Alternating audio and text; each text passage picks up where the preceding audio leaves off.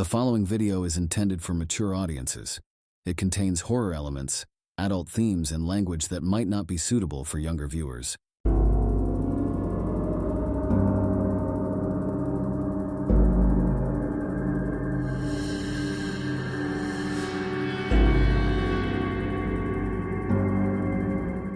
Shadows in the cornfield. Autumn's crisp scent of decaying leaves wafted through the air, crunching under Gracie's boots as she walked. The once thriving cornfield lay neglected, its stalks withered and lifeless, their dry rustling carried by the wind. Moonlight filtered through the bare branches above, casting an eerie dance of shadows onto the ground below. A shiver ran down her spine, prompting her to tighten her jacket around her tiny frame. Snap! The sound of a twig breaking echoed in the darkness behind her. She spun around quickly, her heart pounding in fear. Straining to see into the darkness, all she saw were rows upon rows of corn disappearing into nothingness. Gracie took a deep breath to calm herself. This was home. She knew every inch of this farm. It was hers by birthright. But tonight was different. It was Halloween at midnight, and certain superstitions filled the air. Above her hung a large pumpkin-colored full moon, its light pulsating in chaotic waves.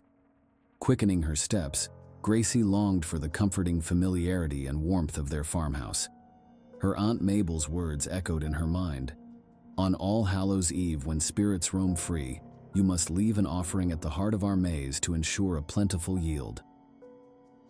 Gracie had initially dismissed Mabel's folklore as mere superstition, but 3 consecutive years of barren crops and mounting debts had driven them to desperation. As she moved deeper into the labyrinthine field, dried leaves whispered in the chilly breeze. Gracie attempted to shake off an unsettling feeling that seemed to crawl up from where fear resided deep within her being. The path twisted and turned until Gracie struggled to remember which way she came from. How long had she been walking? Suddenly, she found herself in a small clearing at the center of the cornfield. Ancient trees stood guard around a weathered stone altar. A place unknown to Gracie despite growing up on this farm. Moonlight spilled onto the smooth surface of the altar. As she approached it, clutching her basket protectively against her chest, strange symbols carved into the stone caught her attention. Gracie's hands shook as she began arranging the items on the altar. Dried herbs tied together emitting an earthy scent, 3 black candles unlit, a small knife with an ivory handle that was cold to touch, and lastly a clay jar filled with dark liquid, her blood. She winced at the memory of Mabel slicing open her palm earlier that evening. The land requires sacrifice, Mabel had declared solemnly. Blood from our lineage willingly offered. As Gracie emptied the last drop from the jar onto the altar, a gust swirled around her and the cornstalks rustled violently. Unintelligible whispers filled the air, while the tremors beneath her feet forced Gracie to lose her balance. She turned, plotting an escape, but found herself trapped within the walls of corn that were once an exit. A low chant rose from beneath, and the etched symbols on the altar glowed with an ethereal light. The ground split open, and Gracie screamed as an abyss was slowly revealed. Dark tendrils emerged, reaching for Gracie as she stumbled backward. There was no escape. The chanting grew louder. As the tendrils coiled around her ankles, dragging her toward the fissure, a figure emerged from the cornfield. Relief surged through Gracie. "Aunt Mabel, help!" she cried out. But Mabel merely smiled, her eyes glinting ominously. "The harvest must be fed, dear. It has been so for generations." A wave of horror washed over Gracie as she realized she wasn't there to save their farm. She was there to be the sacrifice. As the tendrils dragged her into the pit, Gracie's screams echoed through the cornstalks before being silenced by the ground, sealing shut above her. Mabel nodded approvingly. Indeed, a bountiful harvest. The days passed in a blur for Richard Palmer, marked only by the setting sun. He sat on the worn steps of his farmhouse, worry etched on his weathered face. The cicada's song filled the air, mirroring his restless anxiety. The smell of damp soil and ripening cornfields did nothing to ease his distress. His daughter Gracie was missing. Her disappearance aided him, every second feeling like an eternity. Despite exhaustive searches and pleas for help, the local police were as clueless as he was about her sudden absence. Gracie was a homebody who loved their simple farm life, working in the fields under the sun and helping him with daily chores amidst the hum of farm machinery. But everything changed when Mabel arrived. Mabel, Richard's sister-in-law, was known for her peculiar habits and beliefs. Richard had always brushed off these stories until Gracie disappeared without a trace. A suspicion began to grow in Richard's mind. Mabel knew something she wasn't telling them. When confronted, Mabel just smiled cryptically and insisted that Gracie had left willingly. But Richard knew his daughter. She wouldn't leave without saying goodbye. As he sat brooding on the porch, he heard footsteps crunching on gravel. Looking up, he saw one of his workers approaching through the dim twilight. "Mr. Palmer?" said the man cautiously as he got closer. "There's something you need to see." Richard felt both curiosity and dread as he rose from his seat, following the worker toward a small crowd near the cornfield. Amidst the golden stalks lay something on the dry earth. It was Gracie's necklace that she never took off. Tears blurred his vision as he picked up the cold metal trinket, a painful reminder of Gracie's absence. Something terrible had happened to her. He turned to the worker, holding tightly onto the necklace. "Where did you find this?" "By the edge of the cornfield," replied the man, pointing to a subtle disturbance in the otherwise uniform rows of dried cornstalks. Before he could ask more, he heard a scream behind him. Turning around, he saw Mabel looking pale as she stared at him, holding Gracie's necklace. "Where did you find that?" Mabel asked in a whisper barely audible over the rustling wind through the cornstalks. Richard glared at her, anger rising beneath his grief. "This is Gracie's necklace found at our cornfield's edge," he retorted, waving the pendant like an accusation. "Do you know anything about this?" Mabel stepped back, quickly glancing toward where they'd found Gracie's necklace. Without answering Richard's question, she turned and sprinted to the house. Richard gave chase, his boots pounding against the hard ground. He entered their house just as Mabel was darting up the stairs.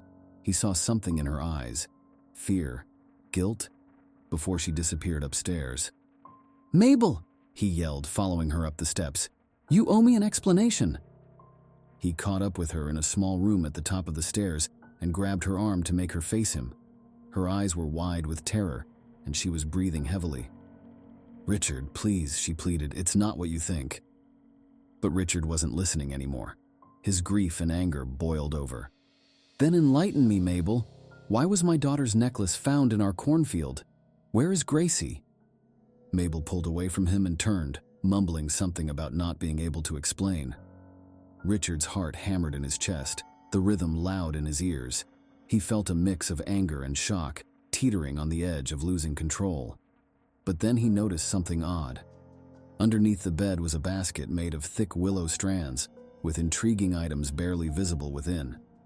Inside were dried herbs that crumbled as he touched them, their smell bringing back memories of old attics and past summers. 3 unused black candles sat there. Their wax was cool to touch. Among these items was a small knife with an ivory handle, sharp enough to cut his thumb when he tested it. Lastly, there was an earthenware pot stained around its rim, rough and cold under his fingers. The sight made Richard catch his breath. It triggered memories he had tried to forget. He remembered Gracie's interest in Mabel's mystical practices, something he had thought harmless at first, completely unaware of its dark undertones. "Mabel!" His voice came out raspy and harsh as he stared at the unsettling items in the basket. "What role did Gracie have in this?" Mabel's body drooped noticeably as she seemed to lose her strength, resembling a wilting flower collapsing onto the bed. She was supposed to take my place," Mabel said so quietly that Richard could hardly hear her over his heartbeat. His spine tingled at her words, like ice-cold water running down his back, freezing him inside out. His hands trembled so much that the basket fell from them, scattering its contents on the floor. Tears welled up in Mabel's eyes as she met Richard's gaze. "The harvest." Her voice wavered, barely audible than a whisper. "It requires appeasement every generation for fertility and prosperity, or else." "Or else what?" Richard asked sharply, his heart beating fast. "Or else the land will become infertile, the crops will fail, our livelihood destroyed," Mabel said quietly, her eyes falling to her lap where her hands clasped together in distress. Richard felt a punch in his stomach. Gracie knew. She had chosen this path willingly. For him. For their farm. His legs gave way and he fell onto the floor. His sight blurred as he struggled with the truth of Gracie's sacrifice. A story straight out of a horror novel. Gracie. Her name slipped from Richard's lips in a whisper, grief choking him. He buried his face in his hands as sadness washed over him, filling him with regret and guilt. Later, Richard found himself walking through the cornfields under the harsh sun, its heat burning his skin despite the cold inside him. He took solace amidst this. It was as if he could hear Gracie's voice calling out to him from afar, a faint sound carried by the wind. In the profound depths of the earth, in places untouched by even a sliver of light, an entity awakened. It drew sustenance from the spiritual remnants of those sacrificed, its roots burrowing further into the dark soil. Above ground, corn stalks reached skyward, their growth fueled by the potent cocktail of blood and bone. The entity bided its time, waiting with unerring patience for its next banquet. After all, the cycle of harvest was as certain as the rising and setting of the sun. It would always return.